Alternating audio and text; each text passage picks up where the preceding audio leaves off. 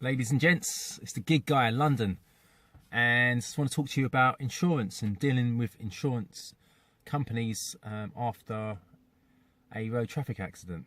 So I'm going to speak a bit about my current road traffic accident that I'm kind of pursuing at the moment, and we'll take it from there. Also, I want to answer a question that was left in one of the comments in the previous video about insurance and what kind of information to collect when you have an accident. So let's talk about my accident. In fact, no, let's talk about what information you want to collect. So, okay, you have an accident on the road. What do you want? What information do you need? You want to collect as much information as you can. If you've got a dash cam, that's going to be its own witness. Yeah, that's your first witness. You know what I mean, I advise anyone to get a dash cam. I'll speak about dash cams in another video. You also want to take loads of photos as well. So you want to take, initially, you want to get the driver's details, yeah? Before you start taking photos of any vehicle or, I mean, anything, any road signs, any road markings on the ground, you want to get this driver's details, yeah? So, but you want a formal sort of identification. Them just telling you their name, yeah? I mean, ain't really going to wash in this day and age, yeah? Because they could be like Tom, Dick, or Harry, yeah? I mean, or Susan, or whoever they might be, yeah? But unless you've got some kind of photo ID to prove who they are, you know what I mean, that their word ain't worth anything at all, yeah? So first thing you want to do at a sign of an incident, yeah, or when you've had an incident or an accident in your vehicle, is get some kind of photo ID and take a photo of it, yeah? So that could be their driving license. I don't know who walks around with passports, but if they've got a passport on them or some kind of ID card with their full name and a photo, that'll be absolutely perfect, yeah? I mean, that's what you need. Secondly, you want to get their registration plate, yeah?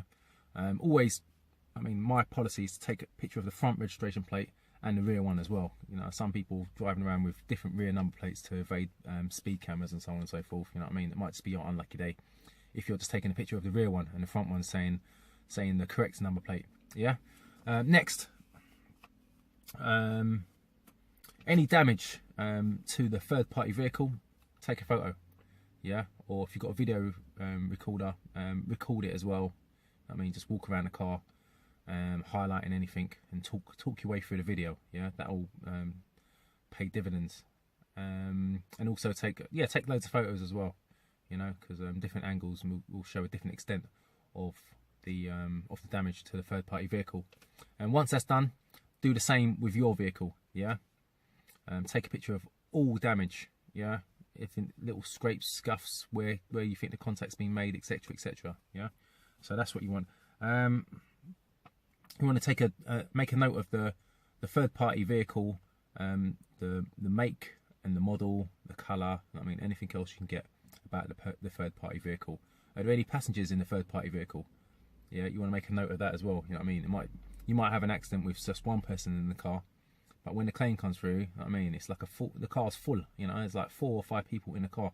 I mean, all suffering from like whiplash and backache and, you know what I mean, neck pain and all kind of nonsense. You know, so that's another thing you want to look at as well. Yeah, and if possible, take a photo of the car. You know what I mean? So if it's just a driver, or even just grab some footage on your phone. Yeah, put it in video mode, record the driver next to the car, and also record the car, you know what I mean, to show that it's empty or to show that there's one other person in it.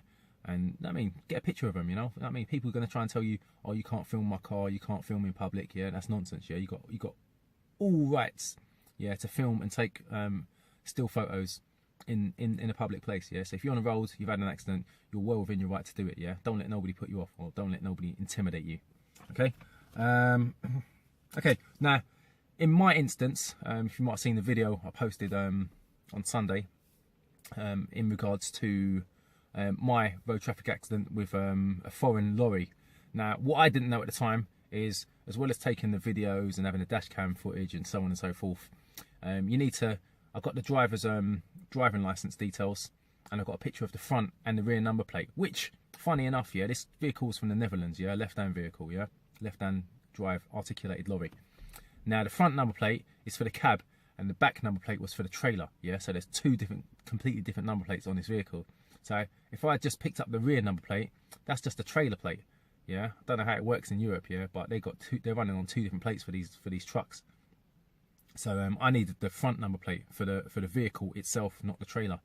Yeah, so I got that.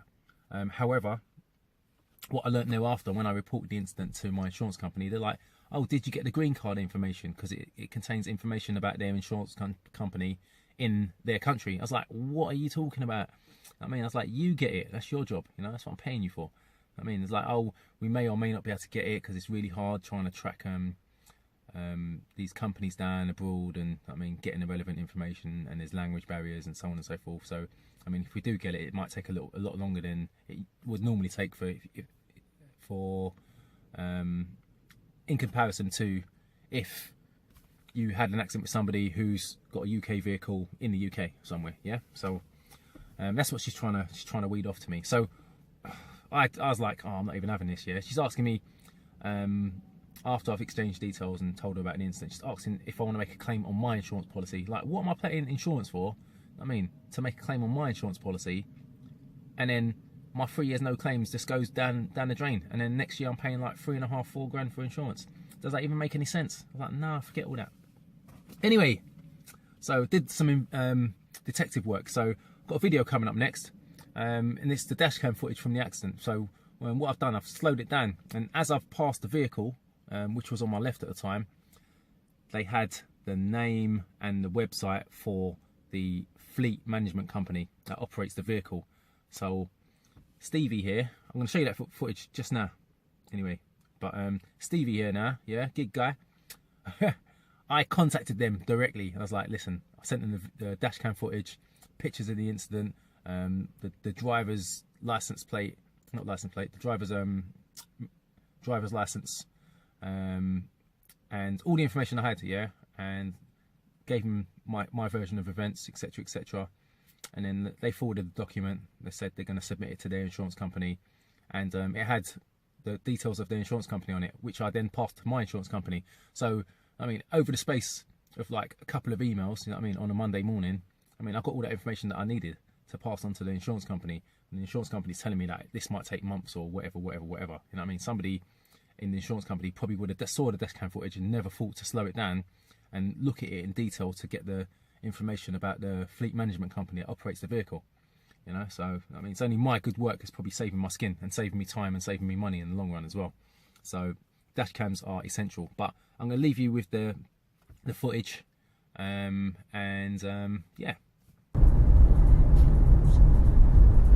So this is the lorry on the left.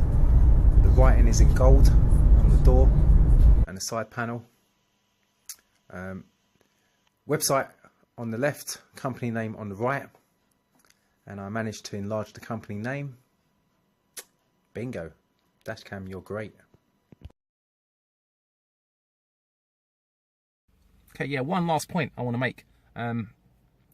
So I received an email on Monday morning. Well, it was several emails that were going backwards and forwards between myself and the fleet management company in regards to the road traffic accident on the M25.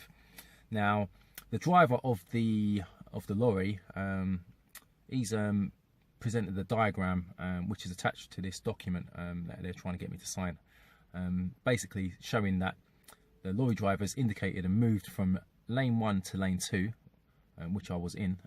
I was in lane 2 and he was in lane 1, but in the diagram it's showing that I'm in lane 3 moving to lane 2 at the same time he's trying to get into lane 2. So I think he's trying to go for a little 50-50 with this. He's obviously disputing liability. He said he didn't see me, so he's probably second guessing. You know what I mean? Little does he know that I've got dash cam footage anyway, so that's going to throw his whole argument out the window. So as for getting the dash cam, paramount and it's essential, especially in this day and age with so many vehicles on the road and so many people trying to do some scandalous stuff with their insurance and trying to get some extra money for like injuries and etc, etc. It's good to have another eyewitness in the vehicle. You know what I mean, if you're usually traveling alone in your vehicle. So yeah, it's just an essential. Get yourself a dash cam. I bought mine for 100 quid on Amazon years ago. It's probably the best 100 quid I spent. It's probably saved me probably thousands you know, in insurance premiums and, you know, all the losses I would have got in no claims bonuses, you know what I mean, because it was a he said, she said kind of scenario. And, you know what I mean, I'm probably, some of the cases I was probably at fault until I can prove myself innocent, you know, when I've kind of gone into the back of somebody because they're doing some nonsense in front of me and just slam their brakes on, try to brake check me and stuff, you know. But trying to prove that without dash cam is nigh on impossible, yeah.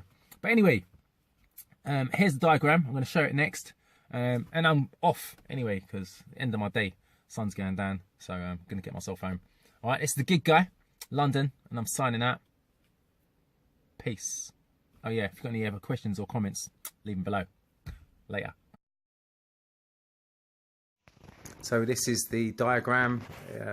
Clearly shows me going from lane 3 to lane 2, going for the 50-50.